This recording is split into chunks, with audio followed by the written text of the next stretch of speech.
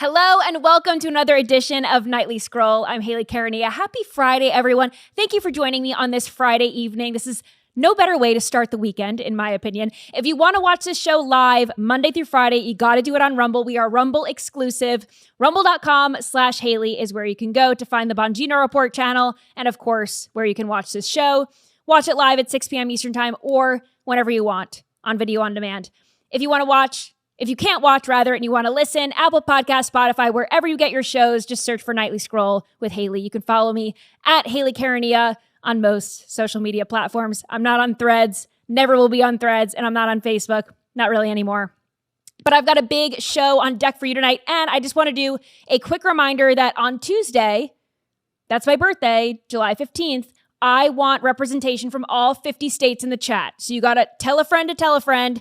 If you have a friend in Hawaii, I'm nervous about Hawaii at noon. So you got to tell a friend to watch this show on Tuesday night. I want all 50 states in the chat. I think that would be fun. And it is Friday night. So what better way to break down some of the biggest news stories of the week than to do it with the host of Mark Kaye, The Mark Kaye Show. And he is also 2026 congressional candidate for Florida's 5th District. Mark Kaye joins this episode of Nightly Scroll.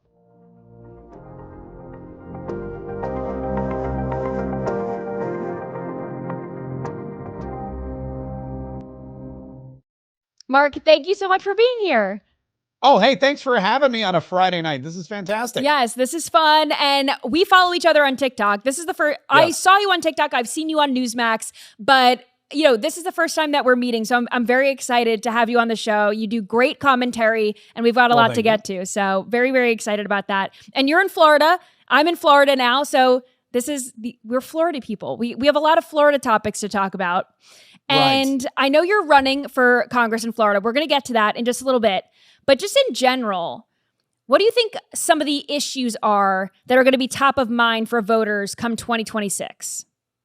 Well, I'm going to be honest with you. It's going to be a battle in the House of Representatives for sure, because that's the only chance the Democrats have to get any power. And I think that the whatever your personal issue is, the goal has to be to protect the House, keep the House at all costs, make sure that we have the right candidates. And one of the reasons I'm running, of course, and I know we're going to talk about it later, is that I think we really need to audit our Republicans and make sure that we have the right Republicans that are running, so that if we do maintain control of the House, we're going to have conservatives in there who are going to battle for conservative stuff.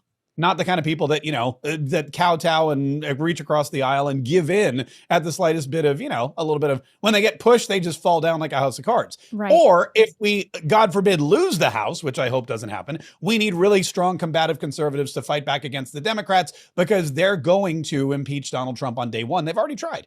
And that is the big goal for everybody. If you're voting in 2026, you have to make sure the Republicans keep the House of Representatives, or everything grinds to a halt.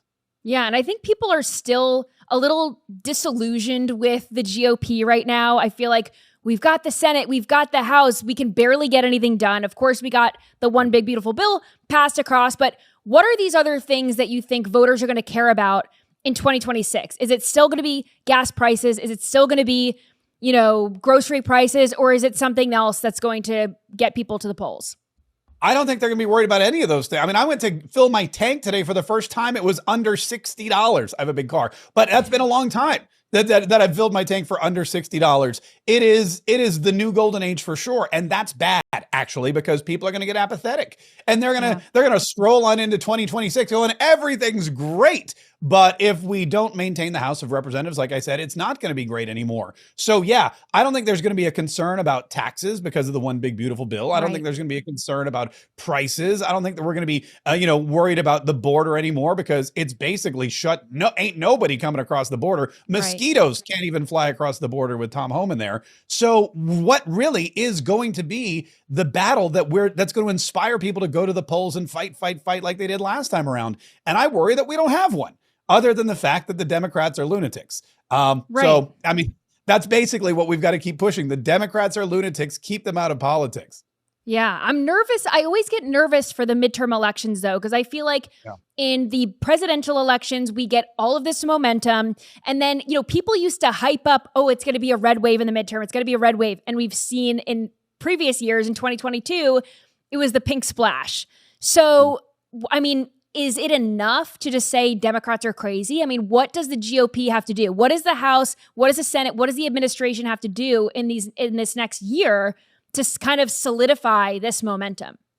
Well, I mean, it starts with all of us. I mean, everybody that went to a Donald Trump rally, everybody that stood on the side of the road with a flag, everybody that changed their logo to his bloody face after he jumped up in Butler, Pennsylvania, all those people have to remain really, really active in politics. And I was at a counter protest the other day. It was two people. My hobby is to go and shoot protests and counter protests with my iPhone and then make YouTube videos out of it. So I go to this protest and there's a counter protest and there were two dudes and they had a sign that said, "Deport these Democrats." Now, the Democrat protest wasn't that big either. Of course, it's Jacksonville, Florida, so there's not a lot of ice running around in Florida. But at the same time, I was talking to the counter protesters and they said, we used to get 40, 50 people out here. Now they're content. We won. We control everything. Right. We're getting stuff done. Donald Trump's, surpassing expectations. Everything he's done in the first 6 months has been amazing. So people don't waste their Saturdays standing on the side of the road yelling at Democrats anymore. And I think that we need to make sure that we light that fire. We won the battle, but there's another battle and we got to win that one too. Maybe it's because our protesters aren't paid. Maybe if we cough up a little money, we can incentivize them to get out like the left does. The left, it seems like it doesn't matter what they're protesting for. They're out there. And our protesters have jobs. They can't go. Yeah. Yeah, exactly. I don't know what it is. The left, they just have nothing to stand for because they stand for everything. It just seems like every protest of theirs, it's just it's like a mix of all of the things that they care about. Yeah.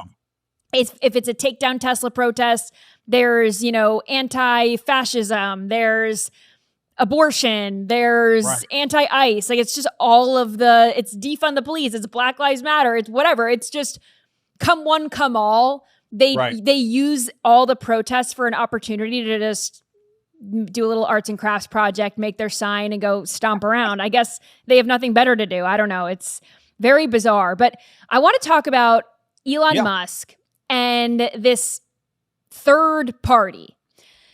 Now, obviously, third parties have not worked in the past. This is why we don't have D's nuts as the president of the United States right now. The Green Party doesn't do it for us. The Independent Party doesn't do it for us. We just saw RFK Jr. run as an independent. He had to go form a coalition with President Trump. It just boils down to fundraising, I think. And it's the RNC and the DNC and these massive election machines that don't allow for a third party to exist or to really gain the momentum to gain traction and to win. Do we think that Elon Musk has enough traction and enough money to combat the RNC and DNC?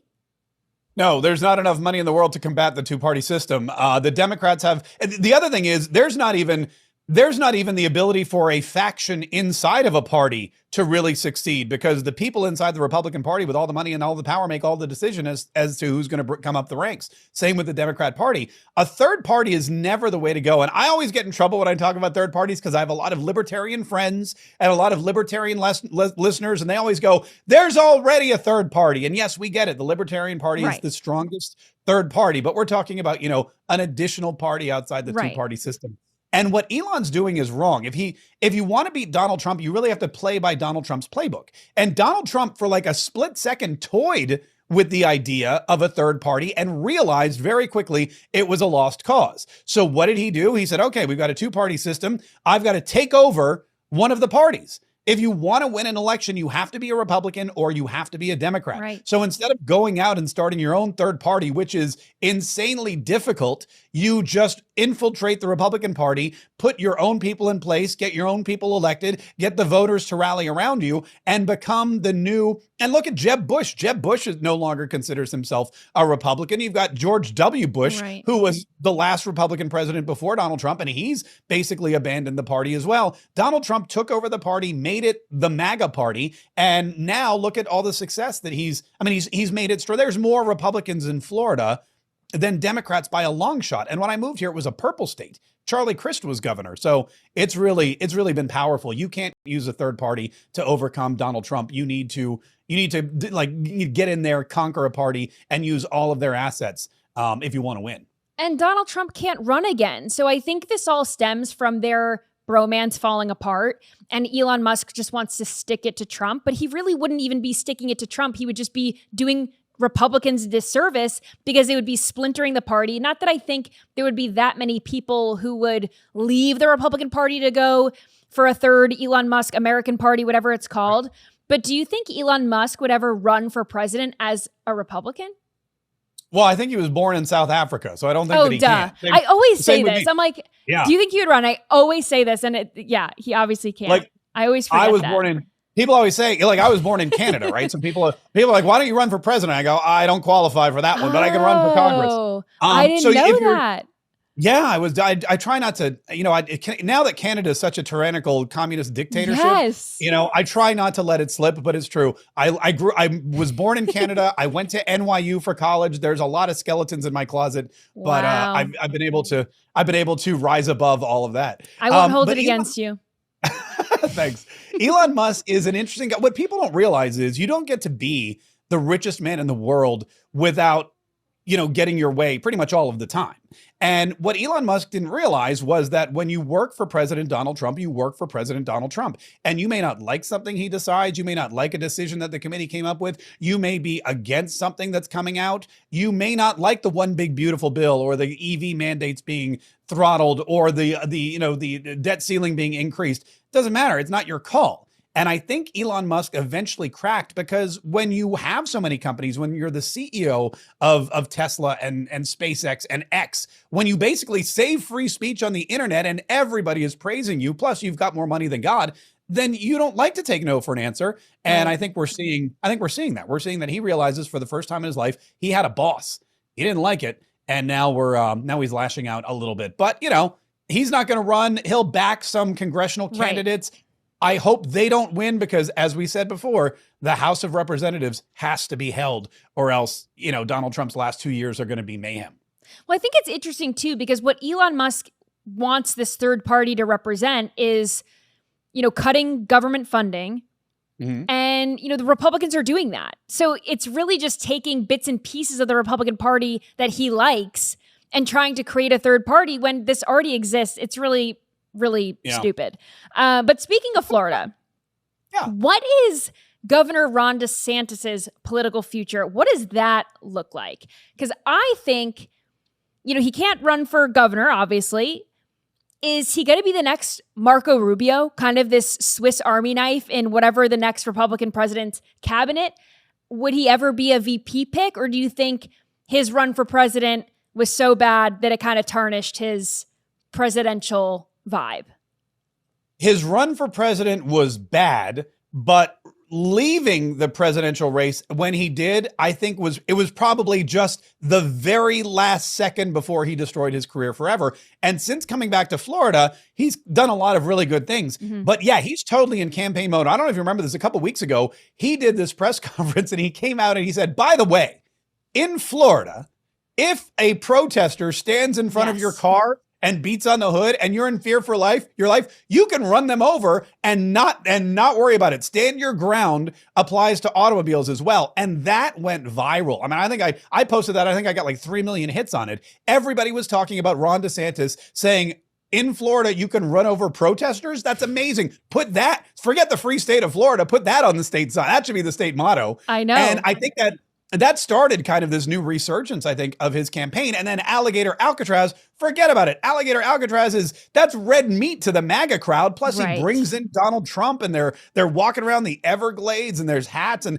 then Donald Trump says, you know what? We have a great relationship. He is rising from the ashes and 2 years is coming up quick, but it's also a very long time. And if he plays his cards right, he could really be one of the front runners for the presidential nomination. And I think that's exactly what he's trying to do. So it'll be interesting to see what happens. He's going to be out of office next year and he'll have plenty of time to plan a campaign.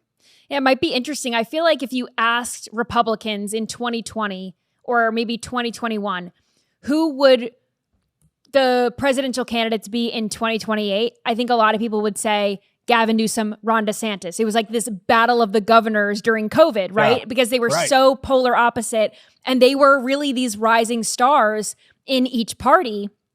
Now I don't know, because with JD Vance, doing such a great job. He really won American people over during the debate. That was like, wow, this guy is not just a rising star. He is someone we can really count on. Yeah. And he was a really, really wonderful vice presidential pick. And I think a lot of people are seeing him and also Secretary Rubio, who's wearing all the hats in the administration. He's got every job. He's working very hard. The next time we'll see Marco Rubio, he's going to be in a McDonald's window, and he's going to be, shoveling fries and putting fries in the bag. Yep. I could see Ron DeSantis maybe doing something like that, being a top cabinet pick for a JD Vance or a Secretary Rubio, and he might have to just spend a little longer. But I agree with you. He was so bad in the debates, though. He really wasn't good, which is odd because for Ron DeSantis, I mean, especially during COVID, he was such a bull, right? He was just taking on the media, and he was such like a big personality. And I just feel like on the debate stage, he kind of lost that. He wasn't really good in the gubernatorial debates either, and he did win. I mean, it's no lie. He won because Donald Trump came in and saved his campaign. Otherwise, we would have had that guy who was found in the hotel room with the bag of crack and the male porn star. Yeah, but otherwise, Ron DeSantis, he came in, he put the onesie on his kid, and he won the governorship, and then he did a great job. But you're right, he's not a great debater, and he did not have a great campaign in 2024. We do have a lot of rock stars, and they're all very young. Yes. That's the other thing. Marco Rubio, Ron DeSantis, JD Vance, they're all under, I think, 55, which means we've got three people for the next 30 years. I mean, Donald Trump is pushing 80. For the next 30 years, we've got three very viable candidates, and the Democrats have nobody. They have Gavin Newsom, Pete Buttigieg. Well, that was going to be my next question for you. We're stacked on the Republican side, but on the Democrat side, who do they really have? I mean, Gavin Newsom obviously comes to mind because he's not running for re-election. He can't. Right. I don't know. Are they so obsessed with their identity politics stuff that they'll just put up any old minority or woman or whatever? I mean, they've tried to run a woman the last 2 times. Donald Trump has taken them out both times. So would they try that again? Or who do you think is in the running there? I hope so. I hope they do. I hope they grab AOC right out of the Bronx and throw her. I mean, they've already got her flying around on private planes with Bernie. I know. So she's not doing that for the lobster rolls that they serve in first class. She's doing that because she's trying to lay the foundation for something. Is it that she wants to be the senator from New York? Probably, but let's be honest. That's not her end game. And again, she's barely, I think, under 40. So she's got plenty of time too. Yeah. AOC would be a fantastic candidate because, as you rightly pointed out, minority women in the Democrat Party don't do very well in elections. And so I say keep running. Hillary Clinton was just a terrible candidate. Kamala Harris is just a hysterical candidate. AOC, I think, would just annoy the pants off of voters, and they would gladly vote for somebody like JD Vance, who mopped the floor with Tim Walz. And you want to talk about a great debater. Between Marco Rubio, JD Vance, and Ron DeSantis, JD Vance is the clear winner in any debate. He'll debate anybody on any day, at any place, and any time. But Marco Rubio is an apt leader. He's very well versed, and he's got great foreign policy skill. Apparently, who knew? Yeah. So it's gonna be really. If you could take JD Vance's demeanor and debate skills and mix it with Marco Rubio's foreign policy experience and Ron DeSantis's law and order chutzpah, that would be the perfect candidate. Let's have all three of them be president. Yeah, that would be awesome. Or in the same cabinet, I think it would be awesome. Right. We're very lucky. I'm not an identity politics gal, but I think it would be very funny to be able to stick it to the Democrats and have the Republicans put up the first female presidential candidate who wins. And, I don't want to mess with that trifecta that we were just talking about. I am all for JD Vance, Marco Rubio, whoever, Ron DeSantis, whoever. But who on the Republican side do you think could win as a woman? Number one would be Sarah Huckabee Sanders, who is a rock star. I mean, what she's doing in Arkansas and she had big shoes to fill with her father. And Yeah. he's doing a great job in Israel, but she was fantastic in her role at the White House as press secretary. She's an amazing governor, and governor is the stepping stone to the presidency. I mean, at least for good presidents. And we see that she's kind of laying this foundation as a very strong leader. And I think that she has that she's not too. I mean, I'm going to get in trouble if I say this the wrong way. She's very relatable. We'll just go with that. Like, you look at her and you're like, oh, that reminds me of so-and-so's mom. Mm-hmm. I could see her, and so-and-so's mom used to beat me with a shoe when I was really bad. So she'd probably actually be a really good president. So I think Sarah Huckabee Sanders is probably the front runner in the Republican Party as of now. But we'll see. We've got a lot of strong women in there. We had a lot of strong women in the Republican Party too. Kristi Noem's doing a great job, and Brooke Rollins as agriculture. I don't remember a time that we've ever seen the agriculture secretary on TV as much as we do now, and that's probably a problem because according to Brooke Rollins, agriculture is very important, and she's working with the Secretary of Defense, and she's working with Marco Rubio, and they're getting this amazing stuff done. You're right. This is the only presidency I've ever seen where the cabinet works together like they're a soccer team. It's really amazing. Yeah. And Brooke Rollins and all this agriculture funding, they're using that to whip the Democrat states into shape, the ones that are putting men and women's sports and all that. So very cool. They're just, they're kicking DEI to the curb, which I love. But speaking of this funding and funding cuts, this obviously huge story this week with the catastrophic floods in Texas, but also in New Mexico, in Georgia. This is happening all over the country. And Trump is being slammed because of these cuts to FEMA, the National Weather Service, NOAA. And despite experts saying these cuts have nothing to do with these disasters, the National Weather Service was predicting everything just fine. President Trump wants to phase out FEMA, replace FEMA. As a Floridian, can you speak to how FEMA has been not sufficient? Yeah, every time. Well, we've been blessed with a fantastic 18-year span, really, or a 16-year span. We had Rick Scott, who, man, when there was a hurricane and Rick Scott put on his Navy hat and his blue jeans, you knew stuff was going to get done. And he handled the local resources here in Florida better than anybody. And no matter what hurricane came to Florida, you knew Rick Scott had stuff under control. Here comes Ron DeSantis, same exact thing. Yeah. They've got that same, they're in control, they're making decisions. And the state of Florida knows how to handle hurricanes. The state of Florida has a great early detection system. The state of Florida can evacuate you, and the state of Florida can rebuild faster than pretty much anybody. I mean, FEMA's, they're nice and all that, but they're the federal government. And we saw what happened. They are a partisan organization. They were in North Carolina. They were skipping houses that had Trump flags. And I have to imagine there's a lot of Trump flags in houses in North Carolina. Right. So we don't need any of that. In Florida, it doesn't matter who you are. Floridians take care of each other. Same thing in Texas. Greg Abbott can run Texas better than the federal government can. He can run the border better than the federal government could. And if you have but that's the key. You need a strong governor. And if there are states with strong governors, then these emergency management systems should be run at the state level, just like education. It makes no sense why people in Washington are making decisions for these states that are dealing with this every year for decades. Yeah. And, people are getting a little crazy, blaming Trump, of course, for natural disasters. Then the left is also blaming climate change. I mean, they'll point the finger at anyone except, this is just a natural disaster, which it is. It's a tragedy. But interestingly enough, this cloud seeding company called Rainmaker, the CEO, his name is Augustus Dorico.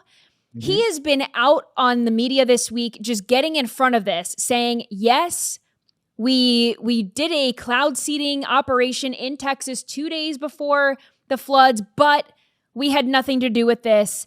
And he put out a statement.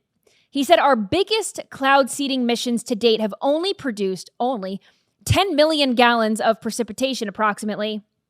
And that tropical storm dumped about 4 trillion over the course of 2 days. Certainly this, I don't want to say it came out of nowhere, but it happened very quickly. And the National Weather Service and all these alerts that they were putting out, it didn't get to people fast enough. They were asleep. The Guadalupe River was rising faster than people could evacuate. It was just a tragedy. Yeah. But it does make me question, because I'm a little bit of a conspiracy theorist myself. Why would you carry out a cloud seeding operation because of droughts in the area when you know that a tropical storm is coming in 2 days? That doesn't make sense to me. Well, it's, I'm glad that you're a conspiracy theorist, because hey, I'm a little bit myself. I'm all about a good conspiracy theory. And I look toward Marjorie Taylor Greene, and she has just released or just sponsored a bill to ban cloud seeding. Yes. We've done it here in Florida. Yes. And, Marjorie Taylor Greene, she may play the firebrand, crazy Republican soccer mom on TV, but she knows what she's talking about. And a lot of the things that she said in the past have happened. Ron DeSantis as well. That guy has some foresight. And if he's doing something in Florida, you better, believe it, that there's some studies behind it that are proving it. I don't know why they would cloud seed Texas. You're right. When a tropical storm is on the way, unless of course, they already had it planned and paid for, because remember, all of these organizations, cloud seeders and anything that has to do with environmentalism, it's all a corporation that's funded by the Democrats and the Republicans and the government. So if something is paid for, it's going to go through no matter what. And I think that if they'd canceled it or if they didn't do it, someone wasn't going to get a check. And if somebody doesn't get a check, then somebody doesn't get money in their campaign coffers. Right. When you're talking about conspiracy theories, I mean, it's just a money laundering operation. So tropical storm or no tropical storm, the cloud seeding will go on because some Democrat somewhere, it needs mailers for their 2026 campaign. And if they don't get the money from the government, then that's not going to get back to their campaign committee. So, Great point. It is interesting. I'm not sure if that's exactly the case, but like I said, I got popcorn in the microwave for any conspiracy theory you may want to bring up. Yeah, great point about following the money. We always have to follow the money. And I want to talk now about this technology, right? Because this is the cloud seeding technology. There are a lot of advancements that are good. There are a lot of advancements that are bad. And I want to talk about AI, because I know a lot of people love the baby videos on X, but that's not the extent of AI. Now, earlier this week, Secretary Marco Rubio's voice was impersonated by imposters who used AI to mimic his voice, to send voice messages to other cabinet members, other foreign leaders. This sets a very dangerous precedent. And I think the next arms race is an AI race, because there are international implications for sure, but there are also here at home. With elections and misinformation, I think this is going to be even more damaging to the American people's trust. We already don't trust the media. Now we can't even believe our eyes because of videos. And did Marco Rubio really say this? Did President Trump really say this? Or is this fake? I mean, look, my buddy Sean Farish does a killer Donald Trump. So if you ever need if you ever need somebody to call and declare war on somebody, Sean Farish, he's got you covered. But you're right. There is definitely some kind of necessity in managing AI. We talked about this on my podcast just earlier today, that traditional warfare is basically dead. That's why we're looking at farmland. Chinese people are buying up farmland near military bases. Okay, well, traditional warfare isn't going to stop that kind of attack. There's weather balloons flying around. If you have somebody from a country that hates us, like, Syria or Iran, who we just bombed, and they poison the water supply, you don't have a military answer for that. And AI 100% is potentially a very dangerous weapon. And you pointed out a great reason as to how it can be used. So that's definitely something that we have to pay attention to. I do love the babies though. And I do use AI myself to write, when I'm stuck on a joke or something like that, I'll go to ChatGPT because I've trained it to have a pretty good sense of humor. But I think Donald Trump is also, he's very smart. He went after AI money from the get-go, and he brought in all of the AI tech companies, and he got a lot of money from NVIDIA and Oracle and everybody else. And he's going to make the United States the center of AI in the world, not just because it's economically sound, but then we get to own and keep all of the technology. And as we learned from the space race and the arms race, whoever has the technology has the upper hand in any kind of military conflict. So hopefully Donald Trump and everybody in his cabinet and whoever comes after him realizes that having AI in the United States is not just economically good, but is a national security boon as well.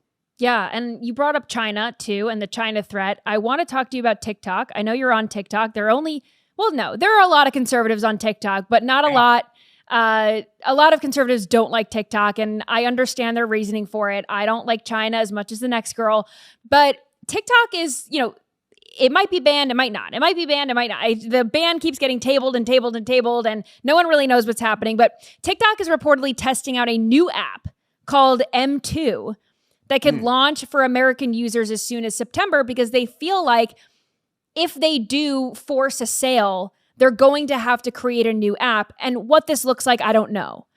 But would it have the same algorithm? Would we lose all of our followers? Would this new American app just have Americans on it? I like seeing stuff from other countries. I like that aspect of TikTok, that it's really just this community for everyone. What's your take on this? Well, that's how I found you, because you were dance party with Beyonce went super viral. Exactly. That was amazing. But basically TikTok, I figured out because my wife literally used TikTok to get my son into college. I've used TikTok to, figure out how to wire computer systems and AI functionality for my podcast that I couldn't figure out. It's great for anybody who's not a child. Unfortunately, children are the target demographic. I yell at my daughter all the time to get off TikTok because I know she's watching stuff that's rotting her brain. My wife and I are using it as a search engine. Right. So it is a slippery slope there. I have a personal vendetta against TikTok because I'm now on my fourth account, because I keep getting demonetized and deleted and shut down, and I'm going back and forth with them still I don't know if I'm going to get paid or not. I don't know if I'm going to lose millions of followers, but you're right. There are a ton of conservatives on TikTok, and it is a great outlet for political thinkers and for people to find like-minded political allies. I don't know about the new app. I'm excited for them to sell finally, because like I said, hopefully they'll just stop shutting me down and shadow banning me. Right. But every time a new app pops up, I use it just cuz I don't want anyone stealing my name. We'll see what happens. I think in the long run, there are a lot of American companies that have been around for a while. Rumble's doing great. I know they're Canadian, but they are doing great, and I think that they have a lot more staying power. So my goal with social media, just like you, is to stay on every platform as long as I possibly can, and use it to get as much of my message out as I possibly can to as many people as I can. I just worry. I mean, even if it's an American-owned app, will they still censor conservatives? This is my thought process. I am so beyond shadow banned on TikTok. I'm in the 100 view jail, and I can't get out of it. It's insane. But I want to talk about your congressional race, because you are running for the 5th district in Florida. You are looking to oust John Rutherford. Put on your hat. Mark K for Congress. Yeah. So you're running. The election is August 18th. That's the 2026 GOP primary there. So why challenge the incumbent, Rutherford?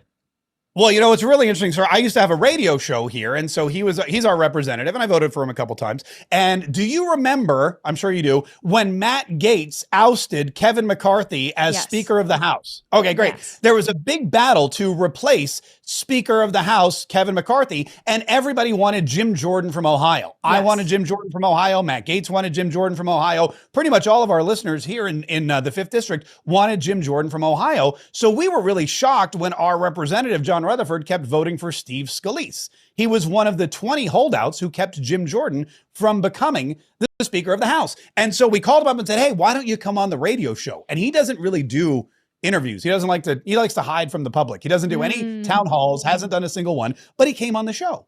And we were talking to him on the phone, and I asked him about the vote. I said, why are you voting for Steve Scalise? Why aren't you voting for Jim Jordan? He said, because Jim Jordan's not a good guy. And I said, well, everybody in your district, and I know he was getting inundated with calls. People were sending me emails saying, I just wrote to John Rutherford. I told him to stop voting for Steve Scalise and vote, we want Jim Jordan. And he goes, Jim Jordan's not a good guy, and Steve Scalise is. And I said, but that's not your job. Your job is to represent the people here in the 5th District. Right. And he on the phone, I swear to God, because he and Matt Gaetz don't like each other. He said, if I vote for Jim Jordan and he becomes Speaker of the House, then Matt Gaetz wins. So then I realized this is just a personal vendetta. And so, let me just say, Steve Scalise is a great guy, but this was a personal vendetta for Rutherford against Matt Gaetz. I mean, grow up. Right. Well, after that interview aired, Breitbart picked it up.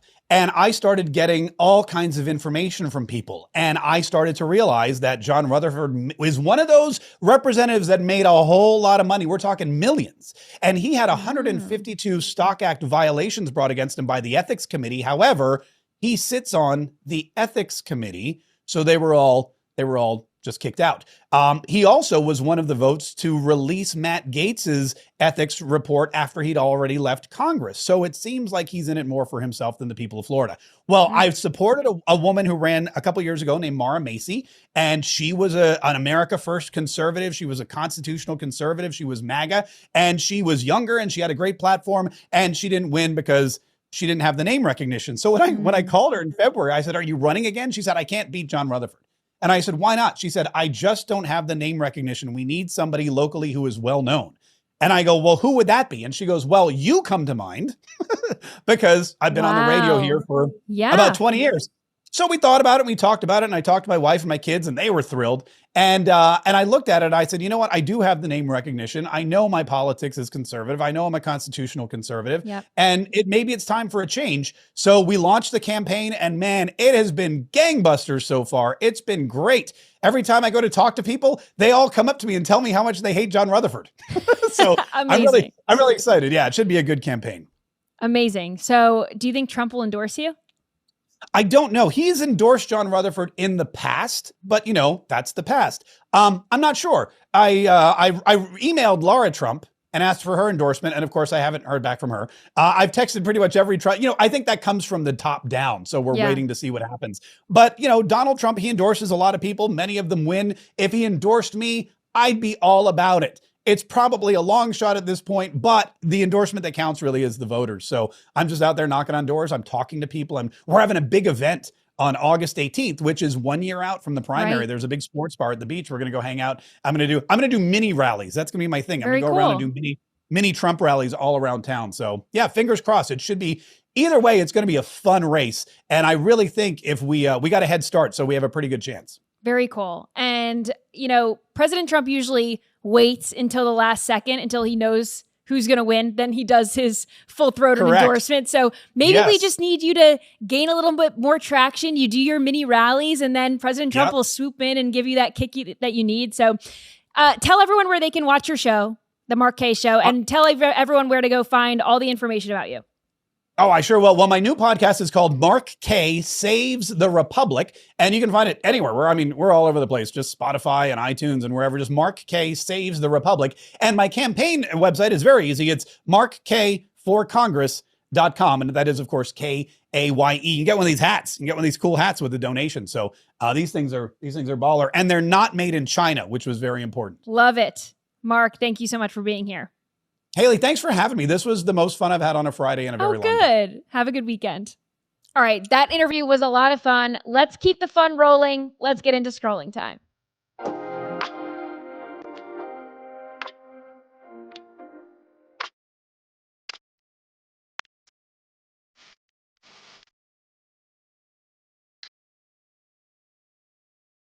All right, this first video, I wanted to ask Mark about alligator Alcatraz, and I totally forgot, totally spaced my mind. But this brings all the conversations that we were having together about AI and alligator Alcatraz together. So this is an AI interpretation of what's going down at alligator Alcatraz. Watch this. This is day 2 in alligator Alcatraz in Florida, where we can see that this project has completely backfired. Mexicans have completely taken over the swamp. ¡Vamos rápido! No te dejes ganar. Tacos, tacos de cocodrilo.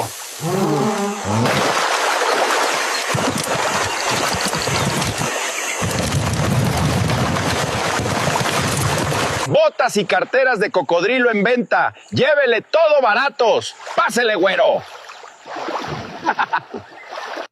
Is he selling crocodile boots or alligator boots on the back of an alligator? Assorted products you could find in the Everglades. An assortment of shipped goods. Oh my goodness. This is so funny. And the comments, it's just funny that the way that AI interprets this is that these alligators can be domesticated and ridden like horses.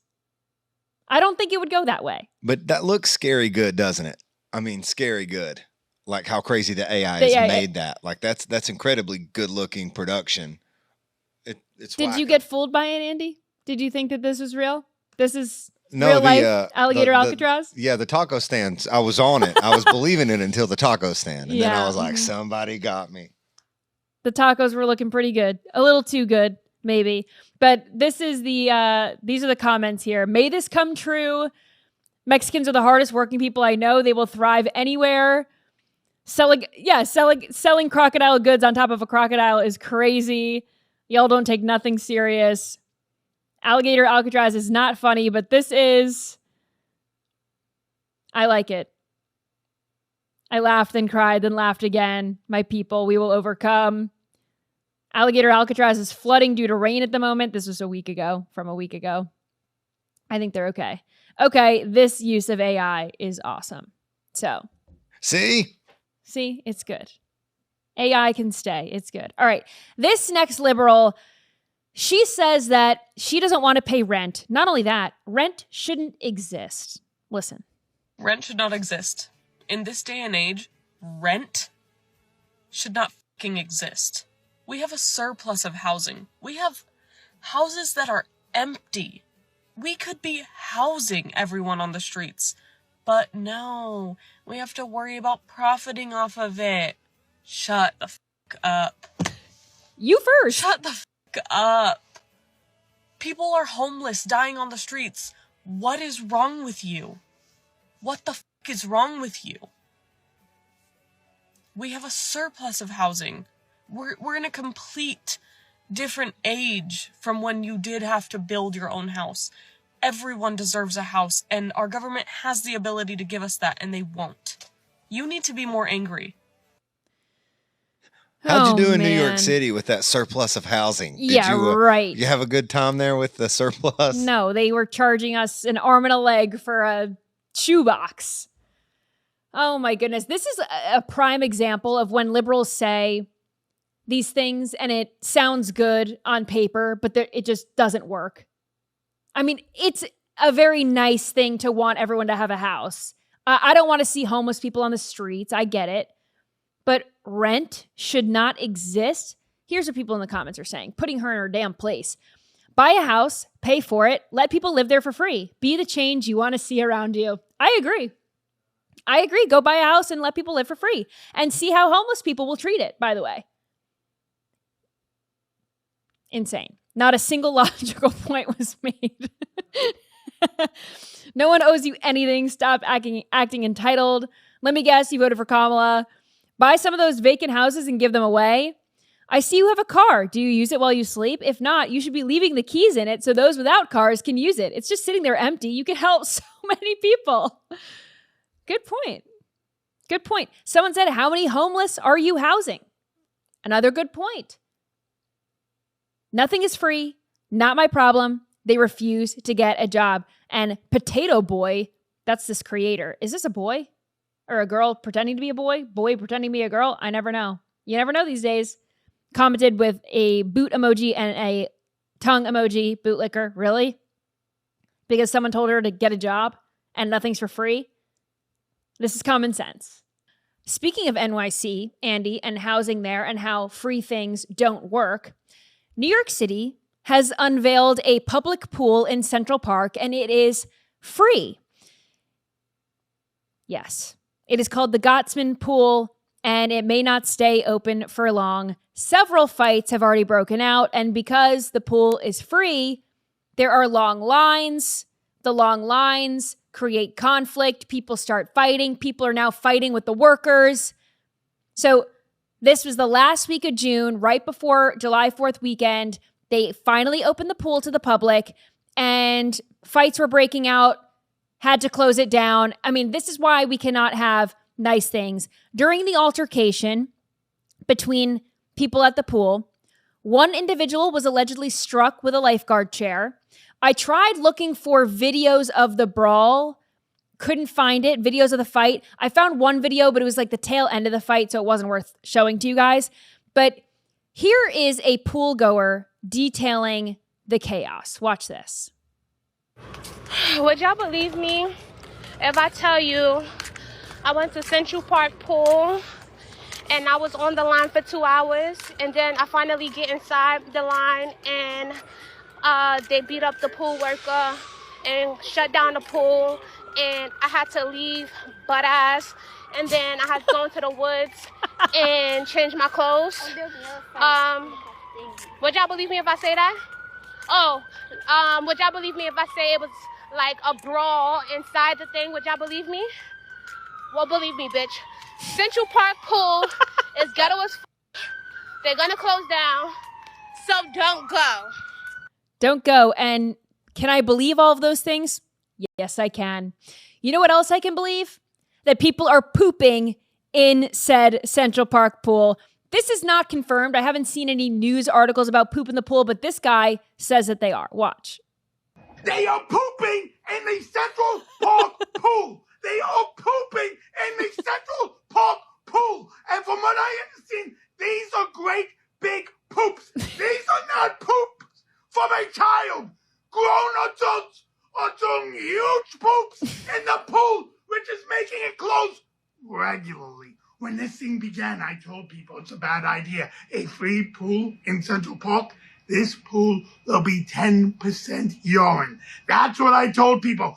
But I didn't imagine that these animals would be pooping in the pool on a regular basis.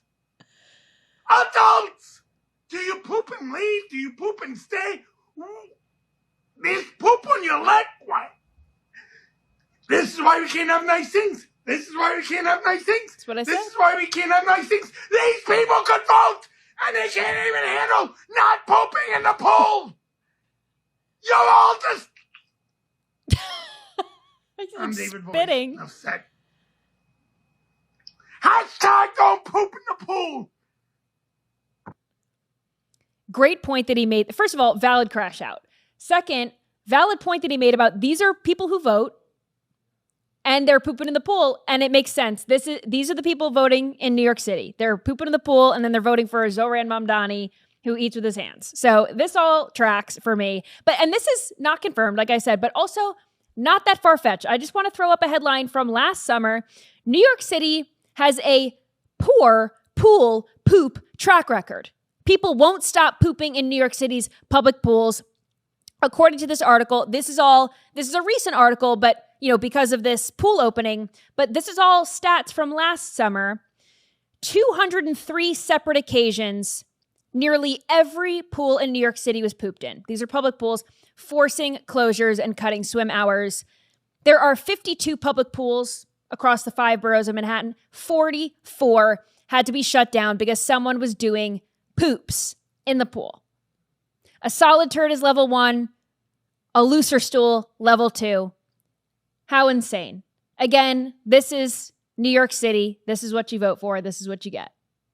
There's no possible way a human being understands that they are doing that, a number 2 in the pool, and then continues to stay. So these people are doing their duty, and then, that's a pun intended, and then heading out and leaving this mess for fellow New Yorkers to float around in. They don't care. They don't care. They're just disgusting human beings. And this is what happens when things are free. Free things don't work. You let people in for free, like I said, long lines, huge poops, doesn't work. It just doesn't work. All right, you guys have some blind reactions for me, right? Yeah, we'll end the show on some blind reactions. Justin found these, and we were going to pay tribute to your lovely golf friend. Or want to be friend, or hope to be friend one day, or could be friend one day now if he's listening. More than friends, but yeah. Yes. So here's one. I know exactly who you're talking about. Hello. This is day 1 of playing golf every day until I defeat Bryson DeChambeau in a 1v1 battle. I am Kenny DeChambeau. You may ask why I'm not wearing a shirt. It's because it seemed like it was popular on TikTok and you got a lot of followers from it. He's asserting dominance. Follow me so I can defeat Bryson DeChambeau. This is the swing that will eventually defeat him.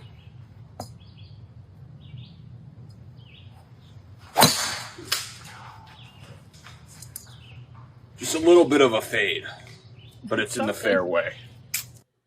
That's something. I think maybe a little bit more work, and maybe one day he can take on. But I think my future husband's safe. Well, his I think he's range, marked safe. his range right there was like 15 yards. He's hitting it straight into the Straight into the trees. woods. Oh man.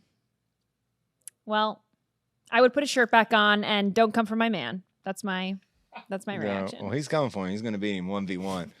All right, this next one is a tribute to happenings of the week. Okay.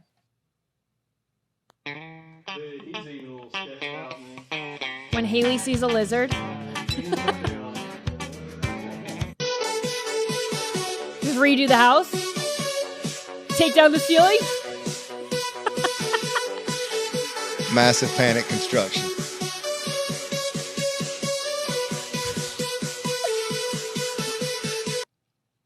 If anyone doesn't know what we're talking about, because this is somewhat of an inside joke, if you missed the show on whatever day it was, Monday, there was a lizard in here. Alive, real life. No, it was a gecko. People came for me and said it was a gecko. So whatever. Gecko was in here, tail shedding and all. It was shedding its skin all over the wall. Gross. It was on my set. It was one of the first things I saw when I walk in. I'm like, what is that? I saw it move. And then it was on the wall behind me for the entire show. We had a camera on it, but I couldn't see it from where I was sitting. So I needed camera one to be on gecko duty. And yeah, I've been very concerned coming in here every day this week. I said, where's the lizard? Do we have eyes on the lizard? Is he still here? Do we know where he is? And we still don't know. I'm not trying to tear down the studio or anything and, rip down the walls, but anyway. E.T. phoned home. Yeah, he's gone now.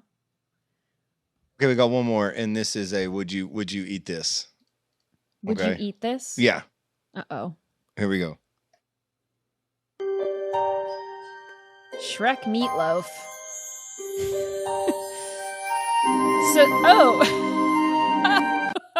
Oh no, I don't think I'd be eating that for It's a meatloaf. You can shape it. You can be creative with it. For our listeners, not our viewers, this was a meatloaf in the shape of Shrek, the DreamWorks character Shrek. Great movie, by the way. Shrek 2, good.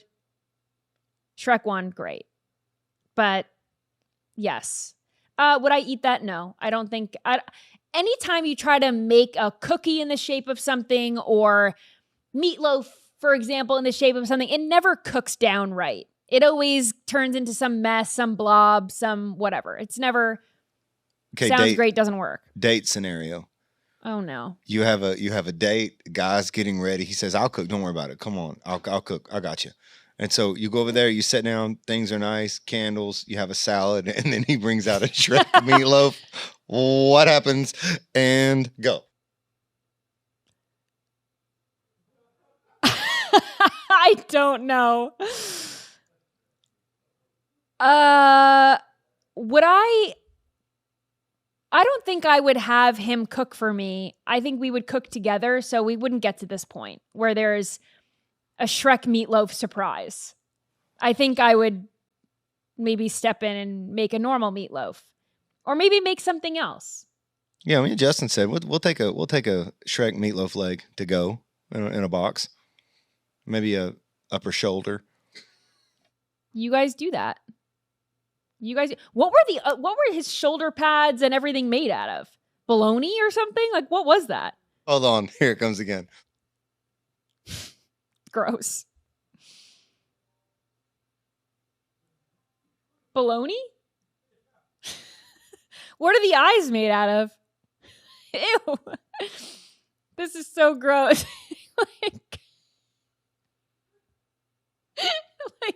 By the way, if that's Shrek, that's a swing and a miss. That's what I'm saying. A swing and a miss. You cook down you the thing and food color that thing and make it green. Oh, don't be doing that. That would be way worse. This looks like a Labubu.